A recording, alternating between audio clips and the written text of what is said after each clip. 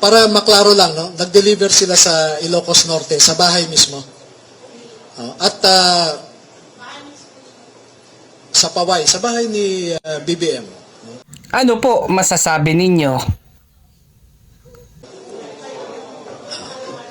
Ha? Oo. At saka may mga katibayan naman. No?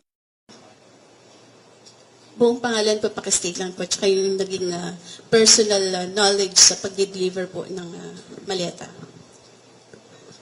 Ako po si Rosebert Tuaupan. Nasign ako kay boss since nung na-hired ako sa team niya. Meron kaming group chat na na sa team namin kay boss Elizalde ko. Okay. Doon pinapost lahat ng mga kung saan magdi-deliver, kanino, at kung ilang maleta. Deliver po ba kayo ng maleta sa Malacanang at or sa bahay po ni Pangulong Marcos?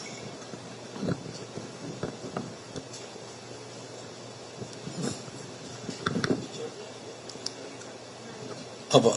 Ako po si Belnard Tube. Nakapag-deliver po kami. Saan? 41 Forbes po.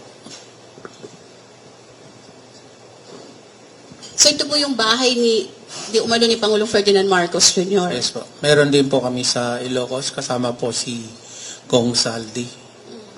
Ilang maleta po yung nag-deliver sa Forbes at saka sa Ilocos? Yung sa Ilocos po ay sa 5 maleta po. Para Then, kanino po yun? Kanino po yun? Pagkakaalam ko,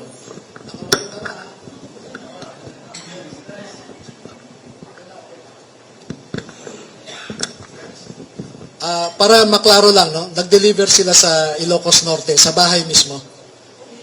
At sa Paway, sa bahay ni BBM. Ha? Oo. At saka may mga katibayan naman, no? Ano po masasabi ninyo?